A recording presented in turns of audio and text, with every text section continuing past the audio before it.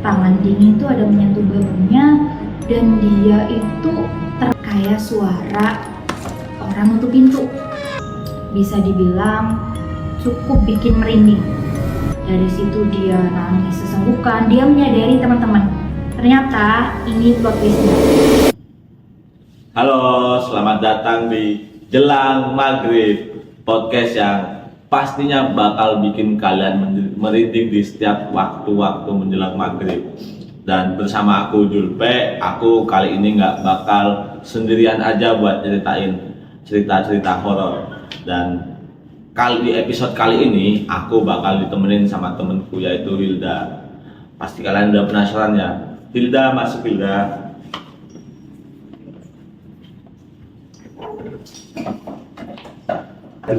Halo Hilda, gimana kabarnya? Sehat? Sehat. Nah ini temanku Hilda, mungkin bisa langsung diceritain aja Hilda cerita-cerita yang pengalaman horor ataupun cerita horor orang lain. Oke, siap. Oke, jadi gini guys, aku punya cerita yang dimana cerita itu dikirim dari temanku, sebut saja dia Rania. Rania ini remaja berusia 17 tahun.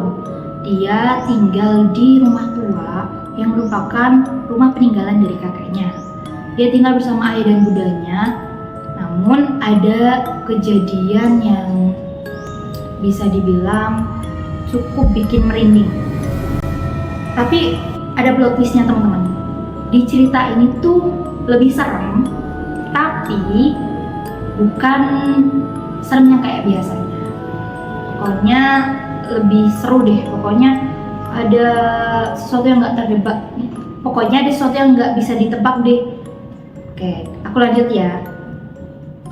Setelah itu dia itu menempati rumah tua itu bersama keluarganya. Namun di suatu malam dia itu dengar nih ada suara-suara gangguan, kayak suara orang nutup pintu yang biasanya gitu. Dia dengar terus ada suara tangisan di pojok kamar. Dan dia itu udah ngalamin hal itu bahkan dari kecil. Nah awalnya dia tuh udah nggak menghiraukan tuh, dia merasa ya udahlah itu halusinasi atau apa gangguan biasa. Tapi ada suatu malam di mana dia itu merasa bahwa hal itu cukup lumayan ekstrim. Dimana di malam itu dia ngerasa ada yang nyentuh bahunya. Tangan dingin itu ada menyentuh bahunya dan dia itu terbangun di tengah malam itu. Ini malam yang berbeda ya teman-teman. Ini malam beberapa waktu setelah itu dia ngerasain hal yang janggal lagi. Ada yang megang bahunya itu. Dia terbangun di tengah malam dan dia ngerasa ada bayangan hitam besar di depannya. Dan dia ngerasa tuh bayangan itu semakin mendekat, semakin jelas, dan ada suara langkah kaki. Ada suara langkah kaki yang mendekat, terus bayangan itu semakin jelas. Dan dia pasti takut banget ya, dia tuh pokoknya takut banget. Dia berusaha untuk manggil seorang minta bantuan tuh nggak ada yang bisa membantu. Terus ada masa dimana dia berusaha untuk bangkit gitu, tapi tetap mendekat bayangannya sampai titik dimana udah di depan mata banget, itu bayangannya hilang gitu aja. Ya udah hilang gitu, nggak ada jejak, nggak ada bekas gitu ya. Nah itu jadi pengalaman yang cukup ekstrim dari malam-malam biasanya. Yang biasanya dia cuma ya dengar suara-suara atau tangisan atau mungkin suara pintu tadi, tapi di malam itu dia ngerasain sesuatu yang lebih ekstrim. Nah, karena gangguan itu udah cukup ekstrim, dia coba untuk ngobrolin lah dengan orang tuanya, dengan ayah dan bundanya. Tapi sayangnya teman-teman, orang tuanya tuh nggak menganggap serius. Jadi Allah itu cuma halusinasi aja, nggak mungkin ada hal seperti itu. Karena memang rumahnya udah tua, jadi ya walaupun awalnya mereka tetap merasa kayak ini mah karena suara rumah tua atau gimana, tapi hal itu dialami langsung sama tadi teman kita Reina tadi. Nah terus itu udah 2 malam kejadian yang mungkin cukup bikin sakit atau cukup bikin trauma ya bagi Rania tadi.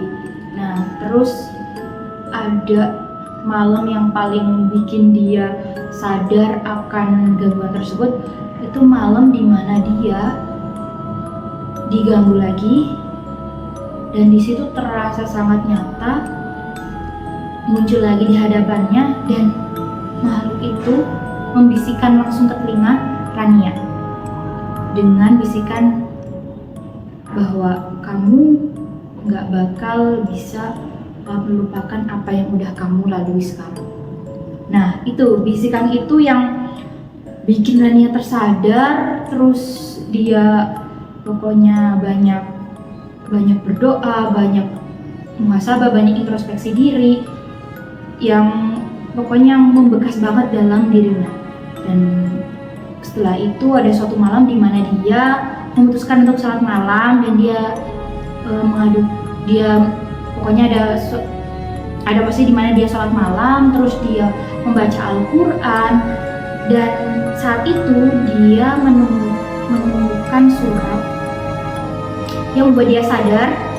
Surat itu adalah surat At-Taghabun ayat 11 yang membuat dia sadar bahwa semua musibah ujian itu dari Allah, dan kita harus bisa, dengan ujian itu kita harus bisa mendekatkan diri kepada Allah Subhanahu wa Ta'ala. Dari situ dia nangis sesenggukan. Dia menyadari, teman-teman, ternyata ini plot twistnya.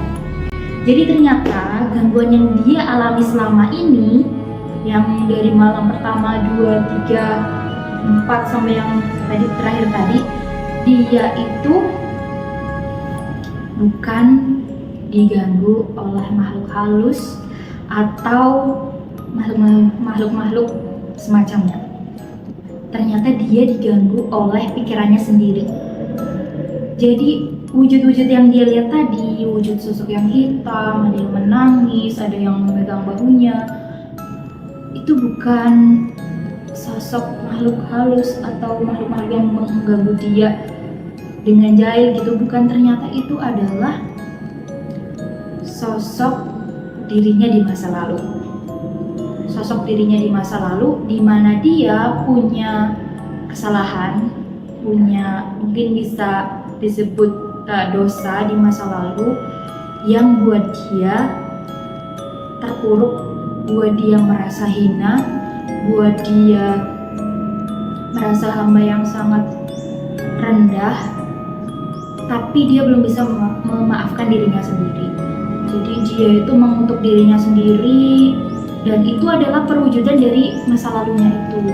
Nah, setelah itu akhirnya dia sadar dan dia memutuskan untuk memaafkan dirinya sendiri, dan juga dia lebih mendekatkan diri kepada Allah Subhanahu wa Ta'ala. Jadi itu plot twistnya, teman-teman. Ternyata gangguan yang dia alami selama ini adalah sesuatu yang datang dari pikirannya sendiri, karena dia nggak mau memaafkan dirinya sendiri, dia nggak mau bertobat juga gitu teman-teman. Wah, berarti jadi emang ketakutan itu tuh bisa jadi bayangan dari perasaan bersalah yang belum selesai gitu ya, Hilda ya? Iya, benar banget. Dan dia itu nggak memaafkan dirinya sendiri, jadi dia tuh dihantui oleh masa lalunya sendiri gitu. Padahal Allah tuh Maha Pengampun, Maha Penerima Taubat gitu.